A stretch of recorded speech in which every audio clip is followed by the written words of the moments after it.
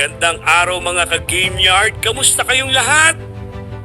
Ito ang AlphaCord Gameyard channel at welcome sa isa na namang mahalagang talakayan para sa mga seryosong nag-aalaga at nagbe-breeding ng manok.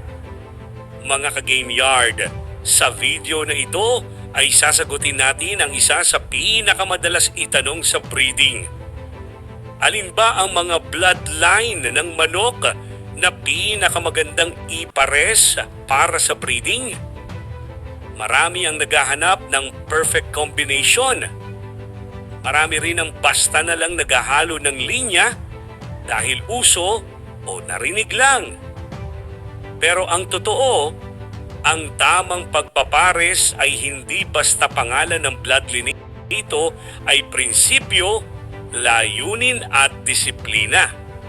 Kaya sa video na ito, hindi tayo magbibigay ng magic formula, kundi tamang gabay na pwede mong i-apply sa sarili mong breeding program. Mahalagang paalala bago tayo mag-umpisa. Mga ka-Gameyard, linawin muna natin ito. Walang pinakamagandang pares na pare-pareho para sa lahat. Depende ito sa goal ng breeder, foundation na stock, klima, at karanasan. Kaya ang mga halimbawa na tatalakayin natin ay gabayan, hindi absolutong tuntunin. Ano ang dapat isaalang-alang bago magpares? Bago pa man pumili ng bloodline, itanong mo muna ito sa sarili mo. Ano ang goal ko sa breeding? Ano ang lakas ng foundation stock? Ano ang kahinaan na gusto ko kong ayusin? Dahil ang tamang pagpapares ay pagbabalanse ng strength at weaknesses, hindi pagsasama lang ng sikat na pangalan. Foundation bloodlines ang base ng lahat. Ang foundation line ang pundasyon ng breeding. Karaniwang ginagamit bilang foundation ang mga linya na kilala sa consistency, adaptability, tibay ng katawan. Halimbawa, Kelso type, brown red type, round head type, hatch type, depende sa strain. Ang mahalaga ay stable at predictable ang foundation. Kelso type, madalas ginagawang base. Maraming breeders ang gumagamit ng Kelso type bilang foundation dahil sa balanced movement, adaptability, madaling i-cross. Kapag ipinares ang Kelso type sa ibang linya, madalas ang goal ay panatilihin ang balance, i-adjust ang intensity o style. Roundhead type, pangdagdag ng refinement. Ang roundhead type ay kadalasang ipinares upang linisin ang galaw, ayusin ang timing, magbigay ng refinement. Ito ay madalas ipares sa hatch type, sweater type, Kelso type. Pero kailangang kontrolado ang seleksyon para hindi mawala ang stability. Hatch type, pangdagdag ng lakas ng katawan. Ang hatch type ay kadalasang ginagamit para palakasin ang frame, dagdagan ang physical presence, magbigay ng durability. Karaniwang ipinares Kelso type, roundhead type. Pero babala, ka-Gameyard, huwag sobra-sobra dahil maaaring mawalan ng refinement.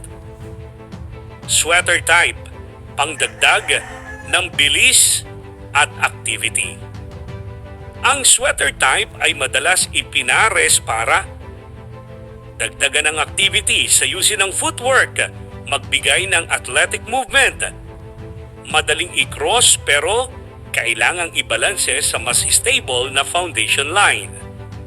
Gray type, pangdagdag ng adaptability.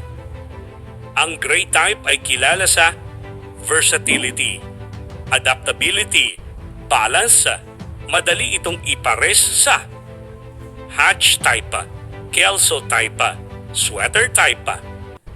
Pero muli, ang tagumpay ay nasa seleksyon, hindi sa pangalan. Kulay versus dugo, huwag malito. Mga ka-Gameyard, huwag ibas ang pagpapares sa kulay lamang. Maganda kulay, kaya ipaparis. Pareho ng shade, kaya bagay. Ang dapat pagbasehan: pedigree, traits, performance history, health at consistency. Line breeding plus cross breeding ay magiging mas kontrolado. Maraming successful breeders ang nagli-line breed muna bago magka-cross. Ito ay para mas stabilize ang traits, malinaw kung ano ang dadagdag, mas predictable ang resulta. Kailan hindi dapat magpares ng iba't ibang bloodline? Huwag magpares kapag may parehong kahinaan, hindi pa stable ang foundation, walang malinaw na goal, kulang sa observation. Mas mabuting maghintay kaysa magkamali. Lokal na konteksto ng pagpapares. Sa Pilipinas, maraming breeders ang limitado ang stocks, umaasa sa available lines, nag-e-eksperimento. Hindi ito mali, basta may disiplina, may tala, may evaluation. Ang pinakamahalagang faktor, breeder. Sa huli, ka-Gameyard. Hindi bloodline ang gumagawa ng kalidad, kundi ang breeder. Ang parehong pairing ay maaaring maging maganda sa isang breeder at pumalpak sa iba. Dahil magkaiba ang seleksyon, pag-aalaga, environment, mga karaniwang maling paniniwala. Sikat na pares, katumbas ay siguradong maganda. Maraming halo ay magiging mas malakas. Isang beses lang, okay na. Ang tama, gradual improvement, patience, long-term vision, practical advice sa mga baguhan. Kung baguhan ka, magsimula sa isang foundation.